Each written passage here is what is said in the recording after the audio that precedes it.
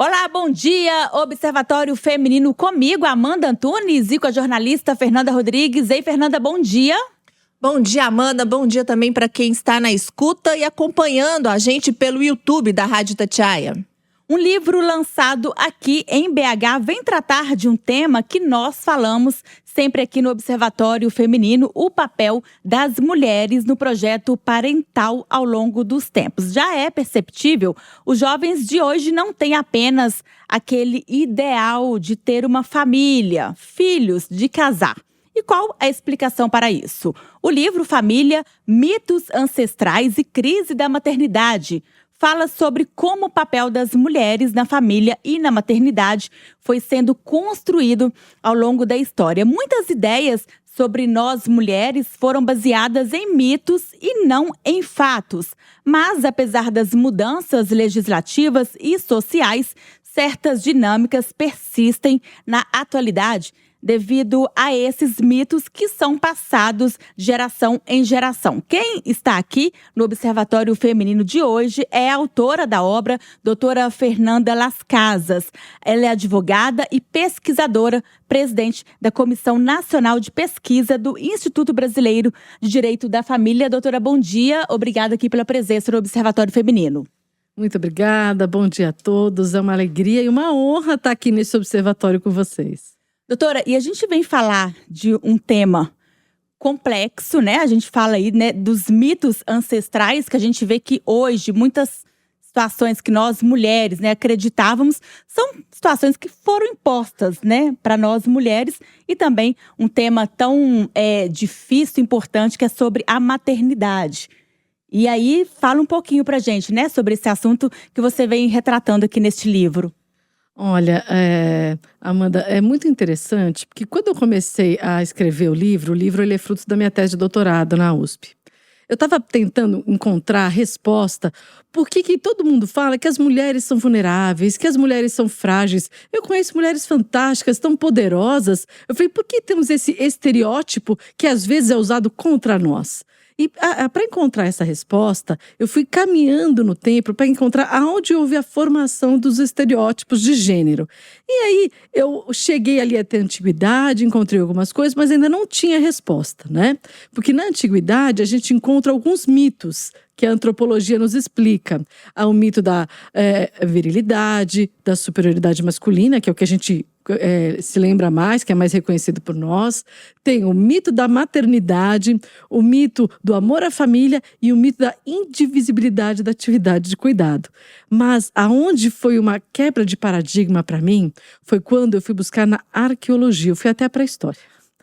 Porque na pré-história eu queria entender como surgiram as famílias e se a mulher da pré-história ela é naturalmente vulnerável, naturalmente submissa, que já havia essa divisão de gênero. E nesse momento eu encontro na minha pesquisa que na arqueologia eles não têm fatos, provas que a gente diga com toda certeza que não, a mulher realmente, na era pré-histórica, ela colhia sementes e cuidava das crianças nas cavernas, enquanto o homem fazia aquele trabalho externo de inventar roda, o fogo, caçar mamutes. Não é nada disso. Por quê? Uma arqueóloga chamada Patis Matisse, uma francesa, ela encontrou um sítio arqueológico no Peru, no ano de 2013. E olha que curioso, nesse sítio arqueológico foram encontrados 50 fósseis. Dessas 50 fósseis, os que conseguiram obter ali, né, o gênero, e tinham ali 20 femininos. Ao lado desses 20 fósseis, Amanda, nós encontramos artefatos de caça. Aí nós temos a quebra de paradigma, onde se foi forjado, então, o estereótipo de gênero pelos historiadores do século XIX. Eu estou aqui prestando atenção no livro que você falou sobre maternidade, que é um assunto que é muito delicado. Ele passa pelo direito da mulher de querer não ser mãe, que hoje é um assunto mais debatido, até tratado às vezes com naturalidade e respeito, mas antigamente parecia que era o curso normal. Casar, ter filho. Tem a questão que ainda pesa muito, que gera culpa, Muita tristeza e dor nas mães também são as mães que têm uma carreira e precisam se dividir entre a maternidade e o que ela escolheu ali como projeto de vida para além de ser mãe. Eu acho que essa cobrança é muito grande, porque por mais que todo mundo fale, tudo bem, as mulheres saíram para o mercado de trabalho e tudo, mas as pessoas continuam cobrando como se a gente só fosse mãe, como se a mulher só fosse mãe. E uma outra questão é um movimento também que a gente está vendo crescendo no Brasil, que são movimentos em que as mulheres elas escolhem ser mãe durante toda a vida, até o último momento fértil. Então a gente tem casais hoje com 10, 12, 14 ou mais filhos. Aí eu tô vendo isso tudo, essa diversidade toda sobre a maternidade. O seu livro, a sua pesquisa, fala um pouco sobre isso? Fala assim, eu procurei entender, porque eu sou professora da graduação também, porque quando eu chegava no meu primeiro dia de aula ali de família, e eu perguntava para os meus alunos, vamos falar de família? O que é família? Quem aqui gostaria de construir uma família, se casar e ter filhos? E quanto mais os anos passam, menor é o número de pessoas que levantou a mão. Então existe um movimento antimaternalista, sim, né, na sua maioria, de mulheres que entendem que a maternidade é uma renúncia aos seus próprios interesses e à sua carreira. Isso a gente comprova até através das pesquisas econômicas que a gente tem aí na FGV, em que falam que a mulher, após ter o primeiro filho, 49% é demitida. Então a gente vê o porquê, o motivo. Então a mulher que tem acesso à escolaridade, ela de fato ela faz essa escolha.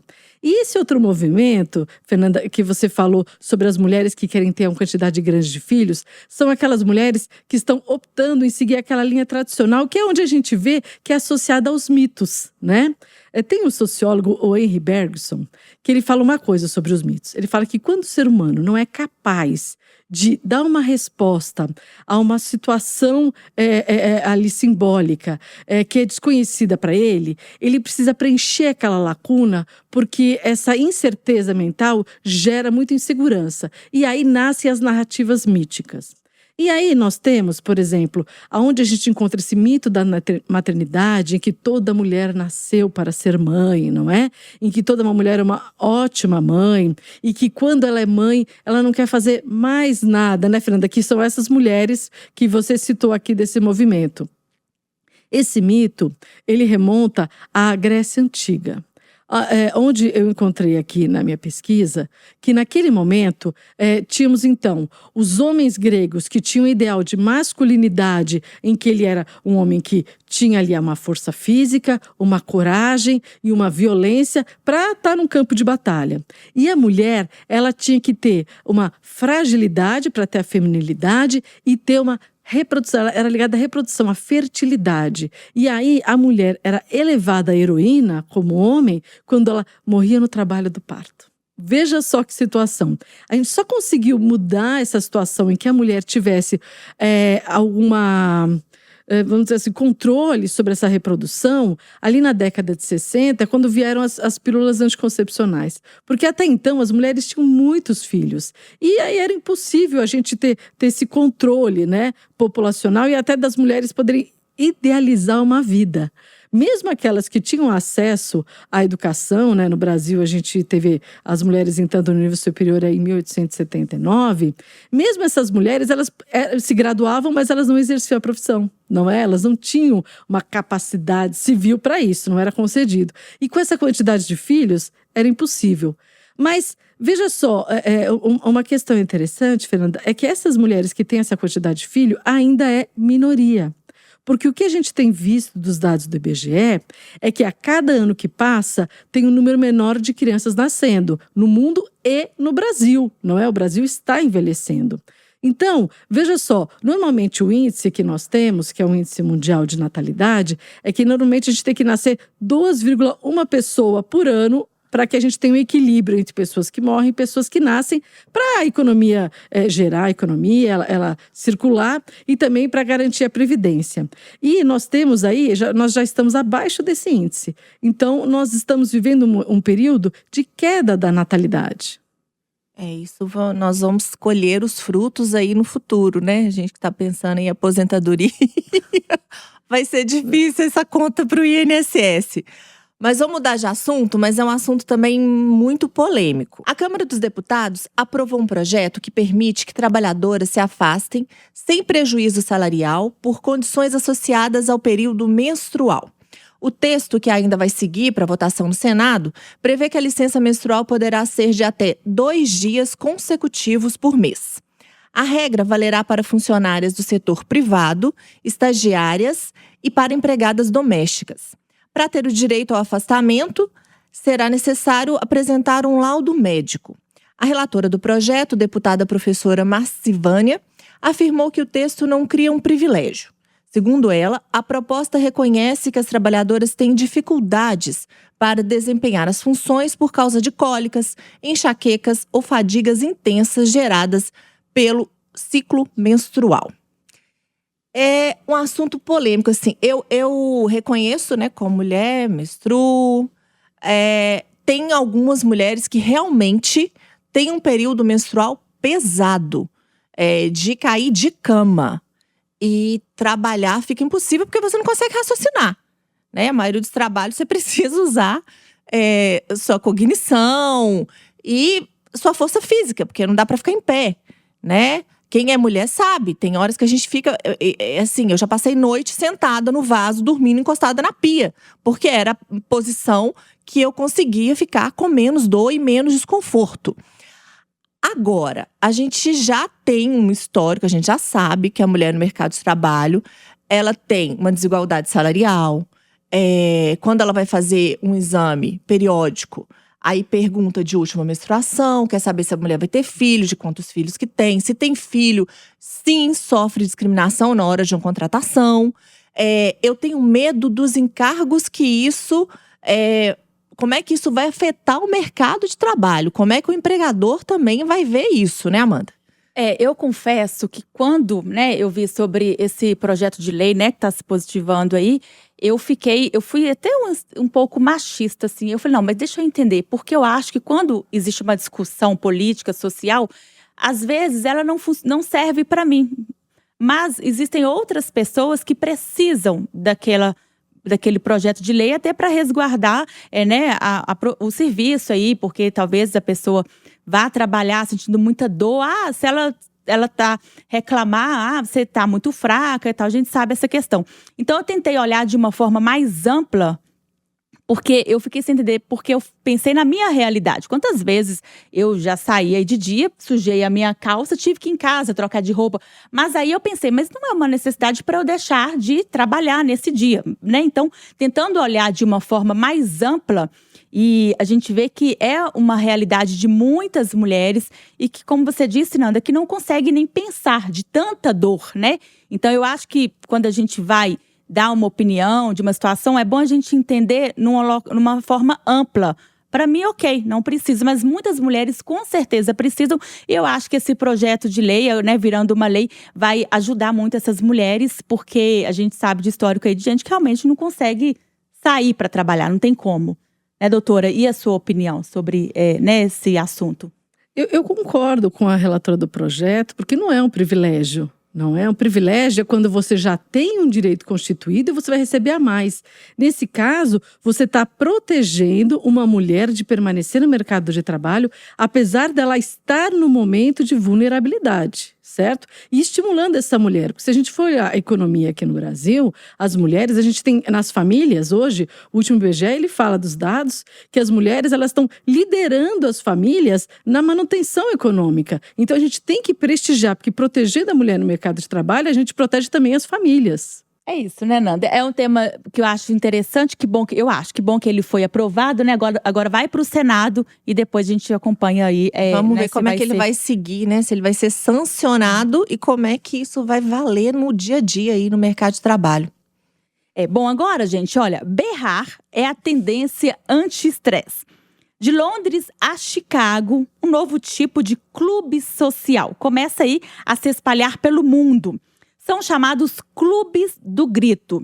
Um grupo de pessoas se reúne para gritar. O roteiro é simples. Alguém marca um ponto de encontro, geralmente um lugar público aí, como parques, em frente a lagoas.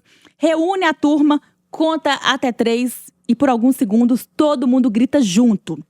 Depois aí risadas, abraços e, segundo relatos, uma sensação de descompressão total. E aí a gente vê que é o contrário aí da… Meditação. Ao contrário aí da meditação, né? E eu confesso pra vocês que antes de existir o Clube do Grito, a gente já fazia isso aqui na redação. Nós vamos contar isso agora pra todo mundo? Vamos contar. Acho que nós surgimos com isso sem saber. Eu acho interessantíssimo, porque às vezes, quando você solta, né? Quando você tá, sei lá, estressado, alguma coisa, você vai guardando aquilo pra você. Eu acho que pra mim é pior ainda, né? Então, talvez o grito, acho que até mesmo o encontro, né? Acho que o fato mesmo é de você encontrar com outras pessoas, aí dá aquele grito, acho que você deve olhar pra cara do outro e falar assim, não tô acreditando que eu tô fazendo isso. Isso deve dar uma alegria pra pessoa. E eu achei super interessante. A tendência, pelo jeito, não chegou no Brasil, né? Como forma aí de encontros ainda em parques, mas acredito que é uma questão de tempo mesmo. E eu achei super interessante isso, berrar, né? Vamos gritar, gente, tá nervoso, vai gritar. Olha, mas não gritar com outra pessoa, né? Um encontro ali. Não, é isso que a Amanda falou. Nós somos pioneiros. A gente já fazia isso, até que confesso que nessa nova sede aqui a gente nunca fez. Porque agora a gente é integrado, né? Os departamentos, digital, esporte, fica todo mundo no mesmo ambiente. Mas na Itatiaia, quando era no Bonfim, a gente ficava numa sala separada, só o jornalismo. Então, a sexta-feira, no final do dia… 7 horas da noite, era a hora do gritaço. Então a gente soltava um grito, tipo assim, acabou a semana. Mesmo que a gente, né, tem uma escala de final de semana, mas algumas pessoas vão folgar e tudo. Então a gente dava aquele gritaço mesmo dentro da redação e fazia… Gente, eu tô dizendo por experiência própria, é muito bom. Assim, eu já quero saber se tem endereço, próximo encontro, se tem em Belo Horizonte. Quem sabe a gente não funda o grupo aqui em Belo Horizonte. A gente, é igual um suspiro, quando você dá um suspiro bem profundo, assim, ó. E solta de uma vez, não relaxa? Então, o grito é a mesma coisa. E cada vez mais, às vezes, a gente vai engolindo as coisas, vai engolindo. E aquilo ali vai ficando preso. E quando você dá o grito… é esse movimento mesmo de relaxar. Eu concordo totalmente, assim, sou a favor. Já quero fundar o Clube do Gritaço aqui em Belo Horizonte. E você, Fernanda, minha xará? Olha, eu acho muito curiosa essa ideia do grito, não é? Que já acontecia aqui, né? Porque em São Paulo, se a gente vê alguém gritando, a gente já fica apavorado, né? O que aconteceu? E um grupo de pessoas gritando, fala, será que é arrastão? Mas não deixa de ter sentido, né? Porque você extravasa energia, coloca pra fora e chega em casa zen, tranquilo. É uma forma rápida de meditação, né? Com barulho. É bem curioso. E antigamente a gente falou aqui sobre maternidade, né? As mães gritavam muito com a gente, não sei vocês, mas a minha mãe gritava muito lá em casa. E agora com, né, educação positiva, a gente evoluiu, graças a Deus. Mas a gente tem todo um jeito de falar com as pessoas, né? E tudo mais. Então a gente não tem mais oportunidade de gritar. E pelo que eu entendi também, né, assim, até por quem fundou esse clube aí, a intenção também é reunir as pessoas, né? E aí tem aquele encontro, aí depois todo mundo começa a rir, enfim. É isso, então vamos gritar, gente. Marcar o encontro aí, gritar. Vamos gritar. Quem souber de encontro me convida, tá? A gente tá caminhando aqui pro fim, mas antes eu queria perguntar para a doutora Fernanda Las Casas onde que as pessoas encontram o livro que a gente falou aqui, que é Família, Mitos Ancestrais e Crise da Maternidade. Fernanda, o livro ele tá à venda pela Amazon ou então pelo site da Editora Foco. Você pode encontrar o livro. E aí eu trouxe um cupom especial aqui para vocês. Se você, claro, para os seus ouvintes, tem que ter. E aí se você colocar na Editora Foco, Las Casas, igual tá o meu nome aqui, tudo maiúsculo, e do lado 20, você já tem o desconto de 20% na obra. Ó, gente, nós estamos muito chiques, nós estamos ganhando cupom de desconto. E tem Instagram, quem quiser acompanhar o seu trabalho?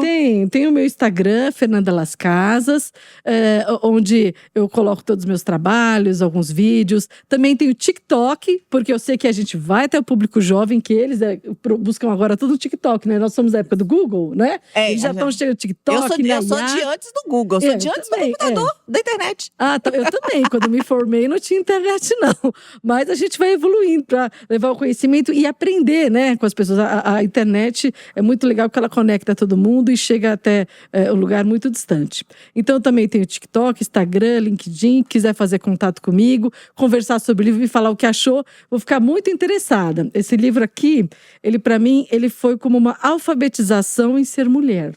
Porque quando eu fui reconhecendo algumas histórias do passado e depois encontrando algumas mulheres notáveis da antiguidade, da Idade Média, que eu desconhecia, me foi revelado o que é ser mulher e a nossa força que estava escondida. Por isso que eu fico muito feliz com essa obra e muito orgulhosa. É bom saber de história, né? E saber por que nós chegamos na situação onde estamos, né? Sim, e é para mudar, né? Temos que mudar. Então é isso. Vamos embora, Fernanda? Vamos, até semana que vem, Fernanda. a gente tá de volta. Obrigada pela companhia de todos vocês. Tchau, até semana que vem. Obrigada. Tchau.